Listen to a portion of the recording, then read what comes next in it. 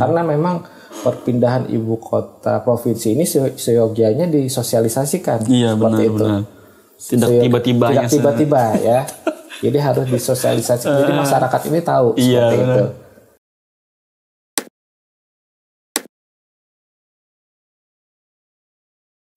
Assalamualaikum warahmatullahi wabarakatuh. Waalaikumsalam warahmatullahi wabarakatuh. Saat ini saya bersama Dr. Insinyur Syahrial Sadik, ST, MN, MM, IPP. Jadi nama beliau ini sangat panjang. Jadi saya harus membaca dulu agar tidak tersalah. Ya Pak Dokter ya. Nih, Pak Dokter gimana kabar nih? Ya Alhamdulillah baik. Sehat Pak ya? Takdir gimana kabarnya? Alhamdulillah sehat. Baik. Lama tidak ketemu gitu ya? Iya, setahun ya. 2021 baru 2022 ya. Masya Allah. Ketemu. Ya. Ini Pak Dokter. Iya. Ada isu yang sangat hangat, khususnya di wilayah kita Kalimantan Selatan, yaitu tentang pemindahan ibu kota Kalimantan Selatan. Dari dulunya di Kota Banjarmasin, sekarang ke Banjarbaru. Jadi saya di kalangan bawahan itu hampir semua masyarakat terkejut. Tiba-tiba ibu kota Kalimantan Selatan pindah. Jadi orang banyak bertanya-tanya, Pak Dokter. Nah, bagaimana sih Pak Dokter sejarah dari kota Banjarbaru itu sendiri? Iya, terkait dengan sejarah kota Banjarbaru sendiri, itu kota Banjarbaru menjadi kota atau kota madya itu sekitar tahun 1999. Di sini saya ingin bacakan data-data yang faktual terkait dengan kota Banjarbaru. Dan di sini posisi saya sebagai akademisi dan pengamat hukum dan bisnis. Dan di sini saya memposisikan sebagai akademisi yang netral, tidak memihak kepada pihak yang pro dan kontra. Saya di tengah-tengah, moderat seperti itu. Jadi saya akan menyajikan data-data, kemudian fakta, kemudian ya opini. Namun itu sifatnya moderat seperti itu. Untuk sejarah Banjarbaru sendiri, itu sebelum tahun 50-an, saya kutip dari www.banjarbarukota.go.id/sejarah. Wilayah Banjarbaru itu dulunya adalah perbukitan di pinggiran kota Martapura yang dikenal dengan nama Gunung Apam. Nah, jadi Gunung Apam itu merupakan cikal bakal dari Banjarbaru. Daerah Gunung Apam sendiri dikenal sebagai daerah-daerah peristirahatan buruh-buruh penambang intan selepas menambang di Cempaka. Cempaka dulunya masuk Kabupaten Banjar. Kemudian sekitar tahun 1950-an, Gubernur Kalimantan Selatan saat itu Dr. Murjani yang sekarang menjadi ikon kota Banjarbaru. Lapangan Murjani itu ya, lapangan Dr. Murjani. Beliau dibantu oleh seorang perencana dan arsitek yang berasal dari Belanda, negeri kincir angin, yaitu Insinyur van der Velde, merancang Banjarbaru sebagai ibu kota provinsi Kalimantan. Namun, perencanaan tersebut terhenti sampai pada perubahan status kota Banjarbaru menjadi kota administratif. Nama Banjarbaru itu sedianya hanyalah nama sementara yang diberikan oleh gubernur yakni Dr. Murjani untuk membedakan dengan kota Banjarmasin. Nah itu secara historis. Sejarahnya. Jadi yaitu kota Banjarbaru di Banjar. Kota Banjarbaru ini merupakan pemekaran dari Kabupaten Banjar. Nah, jadi dulunya Banjarbaru ini Kabupaten Banjar ya? Kabupaten Banjar. Iya. Jadi seperti itu. Tadi kita meninjau dari tahun sebelum 50, sekarang tahun 1950-an, kita tinjau lagi dari tahun 1951 sampai dengan 1999. Jadi pada tahun 1951 Gubernur Dr. Murjani menyampaikan usulan untuk merancang Gunung Apam atau sekarang kita kenal dengan Banjarbaru itu menjadi kota Banjarbaru sebagai calon ibu kota provinsi Kalimantan. Nah, jadi pada tahun 50-an itu sudah ada pengusulan Banjarbaru ini. Bahkan menjadi calon ibu kota provinsi Kalimantan. Ini saya kutip dari data yang tersaji seperti itu. Kemudian pada tahun 1953, 2 tahun kemudian, pembangunan perkantoran dan pemukiman di Banjarbaru yang dirancang oleh arsitek Insinyur Van der Velde. Jadi pada tahun 1953 itu dirancanglah pembangunan perkantoran di Banjarbaru, dan ada Banjarbaru itu dibagi menjadi beberapa wilayah atau klaster. Misalkan ada Banjarbaru 1, Banjarbaru 2, Banjarbaru 3, dan Banjarbaru 4 sejauh yang saya tahu seperti itu. Kemudian 1 tahun setelahnya Gubernur Kalimantan Selatan selanjutnya pengganti Dr. Murjani yaitu KRT Milono mengusulkan kepada pemerintah pusat untuk memindahkan ibu kota provinsi Kalimantan ke Banjarbaru. Namun tidak ada realisasi. Nah, ini sudah sangat detail ya, sampai ada tanggal dan bulannya, yakni 9 Juli 1954. Tahun 50-an. Tahun 54 ya, tahun 54 tanggal 9 Juli. Nah, datanya.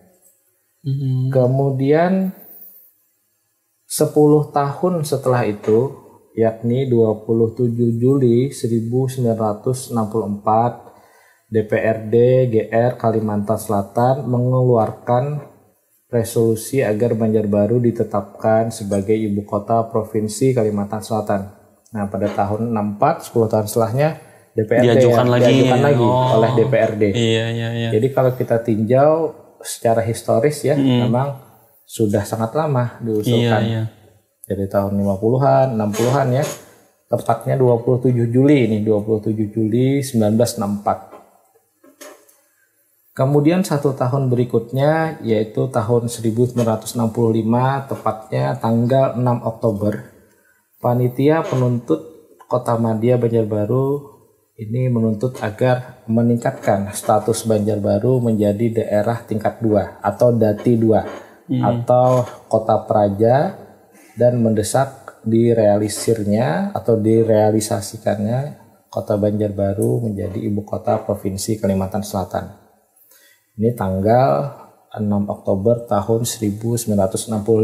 65. Kemudian pada tanggal 12 Oktober tahun 1965, DPRD GR tingkat 2 Banjar di Martapura mendukung desakan direalisirnya atau direalisasikannya kota Banjarbaru menjadi ibu kota provinsi Kalimantan Selatan. Kemudian 3 tahun setelahnya, yaitu tahun 1968, tepatnya pada tanggal 17 Agustus, pada hari kemerdekaan, penetapan status Banjarbaru sebagai kota administratif. Jadi Banjarbaru itu menjadi kota administratif. Kalau kita tinjau secara historis, ini ada penetapannya pada tanggal 17 Agustus 1968. Dan pada tahun 1999, tepatnya pada tanggal 27 April, terjadilah penetapan status Banjarbaru sebagai kota madya. Jadi Banjarbaru sendiri menjadi kota madya itu pada tanggal 27 April 1999. Nah, itulah data-data yang dapat saya sampaikan di sini.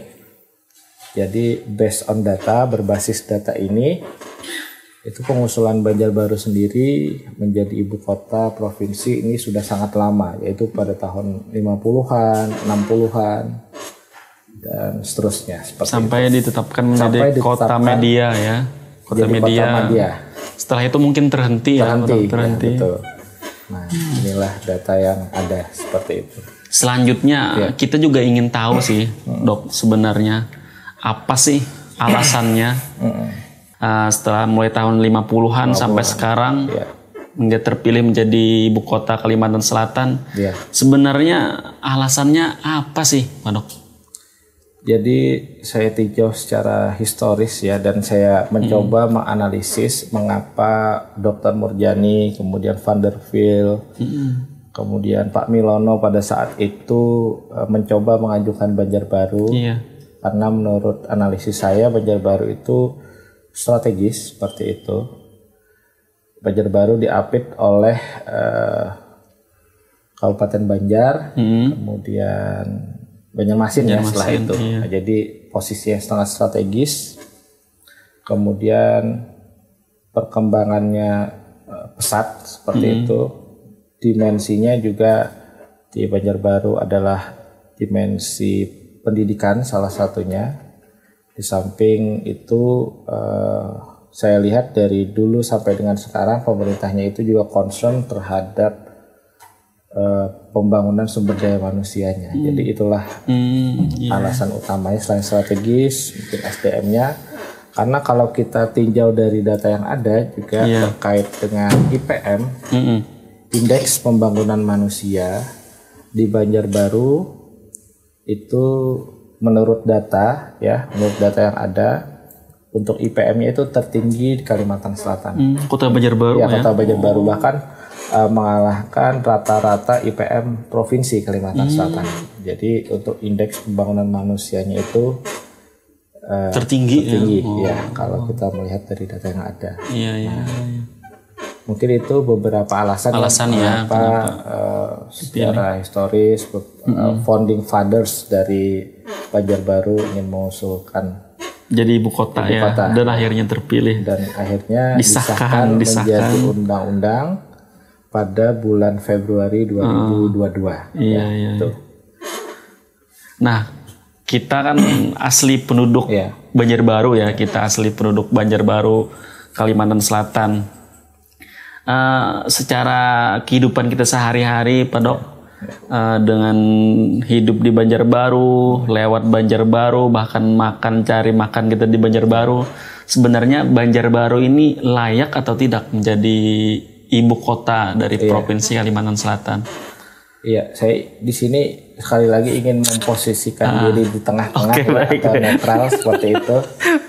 Jadi bagi yang pro mungkin analisis saya karena Banjarbaru ini akan berkembang dan nanti juga akan menjadi hub atau penghubung ibu kota negara IKN ibu kota negara baru di Kalimantan Timur, yakni antara Penajam dan Pasir yang namanya Nusantara. Nah, jadi merupakan hub. Kemudian bagi yang kontra juga karena Banjarmasin memiliki nilai historis karena Banjarmasin ini merupakan ibu kota Kalimantan. Ibu kota Kalimantan, bukan ibu kota Kalimantan saja, Kalimantan Selatan saja, namun ibu kota Kalimantan. Kalimantan dulu punya ibu kota yakni Banjarmasin, dan usia Banjarmasin sendiri kan sudah 400-an tahun seperti itu, hampir 500 tahun. Dibandingkan dengan Banjarbaru. Dibandingkan dengan Banjarbaru yang berdirinya baru tahun 1999 yang diresmikan sebagai kota madya. Dan Banjarmasin itu seumuran dengan Masjid Pangeran Suryansah. Jadi kan sejarahnya sangat panjang, nilai historisnya seperti itu. Jadi saya coba memberikan perspektif dari sudut pro dan kontra seperti itu. Kita tambahi lagi ini, Pak Dokter. Secara ekonomi. Secara ekonomi, bagaimana sih kehidupan masyarakat, mayoritas masyarakat Kota Banjarbaru ini, Pak Dokter? Kalau dari sudut pandang bisnis atau ekonomi kalau kita lihat sendiri pendapatan per kapita dari masyarakat Banjarbaru itu setiap tahun semakin tumbuh dan karena Banjarbaru ini masyarakatnya heterogen banyak dari berbagai suku berbagai agama, kemudian dan di sana bersatu padu lebih heterogen mungkin daripada daerah lain. Jadi untuk keberagaman kemudian rasa toleransinya, kemudian bermasyarakatnya itu lebih dinamis ya, dan lebih di sana itu sebetulnya ya lebih plural ya, beragam seperti jadi Bhinneka Tunggal Ika itu ada di Banjarbaru seperti itu. Samping Banjarmasin ya juga sebagai ibu kota Provinsi Kalimantan Selatan dan ibu kota Kalimantan juga sebetulnya plural juga, namun lebih banyak suku Banjar seperti itu. Dan saya sebagai suku Banjar seperti itu sangat mengapresiasi atau mengagumi dua kota ini karena orang Banjar bisa hidup berdampingan dengan siapapun, di mana langit dipijak di situ bumi dijunjung seperti itu ya. Iya. Kalau kita masuk ke daerah perdesaan di Kota Banjarbaru ini, Dok, banyak sekali masyarakat yang masih bertani, kan. Beda kalau kita masuk ke daerah perkotaan Banjarbaru, yang tidak jauh dari perkantoran wali kota itu kan mungkin semua pegawai, pebisnis yang lainnya. Tapi ketika jalan-jalan ke daerah perdesaannya, ya kan, tidak jauh daripada kantor wali kota itu sudah banyak perkebunan. Itu sebenarnya berdampak nggak, Dokter? Itu sangat berdampak bagi perkembangan ekonomi. Jadi secara historis kalau kita tinjau lagi, mengapa di Banjarbaru itu banyak petani-petani seperti petani. Itu programnya Pak Harto sebetulnya. Programnya pada zaman dulu kan, zaman Orde Lama dan Baru itu akan ada program transmigrasi. Nah jadi kan banyak orang-orang dari Pulau Jawa yang dikirimkan ke Kalimantan Selatan, khususnya nanti ditempatkan misalkan di Banjarbaru ya, yang saat itu masih Kabupaten Banjar. Mereka diberi lahan, nah untuk salah satunya bertani, beternak dan sebagainya, dan rata-rata dari perantauan itu sukses seperti itu. Nah, coba kita lihat contoh di Landasan Ulin ya. Landasan Ulin kan ya, ada benar. sentra sayur. Coba sentra sayur sayur atau main-main di sana kan. Sentra sayur kan itu banyak petani sukses di sana. Iya benar. Nah, itu sebagai rumahnya besar-besar loh kayaknya. Besar-besar kan. Nah, itu sebagai salah satu saya tinjau dari sudut pandang sejarah ya. Kemudian dari sudut pandang ekonomi dan bisnis seperti itu. Bahkan Dokter, persayuran di Kota Banjarmasin sendiri sepertinya disuplai oleh petani yang ada di Banjarbaru. Iya, betul. Ya kan? Salah satunya dari sana, dari Landasan Ulin itu. Karena memang di sana sentra sayur. Sentra sayur. Ya. Jadi kalau kita berangkat dari Banjarbaru itu sekitar jam 4 pagi ya kan, ke Banjarmasin. Pasti itu kita menemui paman-paman sayur, mobil pickup dengan barang-barang sayur penuh diantar ke Banjarmasin. Iya, betul. Oke. Sebenarnya nih Dok, selanjutnya kalau kita mencoba berimajinasi secara realita ke depan, mungkin gambaran Banjarbaru sebagai penyangga ibu kota negara itu seperti apa sih Dok ke depannya Banjarbaru ini? Ya, sebelum saya menjawab pertanyaan tersebut, saya ingin memaparkan ini ada beberapa berita ya dari 3 media yang jadi headline, antara Kalsel, Kompas.com dan Liputan 6. Dari antara Kalsel, akademisi itu patut mengapresiasi pemindahan ibu kota provinsi Kalsel. Kemudian dari Kompas.com ya, Banjarbaru resmi digantikan Banjarmasin sebagai ibu kota provinsi Kalsel. Dan dari Liputan6.com, pemindahan ibu kota Kalimantan Selatan dari Banjarmasin ke Banjarbaru. Nah, jadi ada masuk headline juga nih, baik pada tingkat kita regional atau daerah, bahkan nasional. Gitu. Nah, jadi saya ingin menjawab pertanyaan tadi ya terkait dengan proyeksi ke depan. Nah, jadi untuk Banjarbaru sendiri, selain letaknya strategis, masyarakatnya yang heterogen seperti itu akan terus dinamis seperti itu. Khususnya di bidang pendidikan ya, saya rasa pendidikan di sana akan lebih maju seperti itu, dan akan mengimbangi atau ya menyamai dengan pendidikan di Pulau Jawa seperti itu. Ya. Karena nanti akan banyak peningkatan terkait dengan kualitas pendidikan. Karena kalau menjadi ibu kota provinsi kan salah satu penyangganya kan selain ekonomi pendidikan ya. Jadi insya Allah pendidikan akan lebih baik. Kemudian dari segi perekonomian akan tumbuh, dari segi kesehatan akan lebih baik. Kemudian dari berbagai sektor itu akan mengalami growth atau pertumbuhan seperti itu. Itu yang menjadi proyeksi ke depan. Yang dapat saya sampaikan. Iya benar. Saya membaca juga Dok di beberapa berita, mungkin di beberapa informasi juga di status WhatsApp ya yang saya buka. Salah satu mungkin ada 2 faktor ini. Apakah benar itu ya? Mungkin bisa tanggapi nanti. Ada 2 katanya faktor kenapa Banjarbaru sekarang disetujui menjadi ibu kota Kalimantan Selatan. Yang pertama karena di sana berdirinya kantor pusat pemerintahan Kalimantan Selatan, kantor gubernur. Dan yang kedua di sana juga berdirinya bandara internasional. Nah, benar nggak Dok ini alasan mereka? Kalau menurut pendapat saya ya, 2 hal ini menjadi penguat. Ya.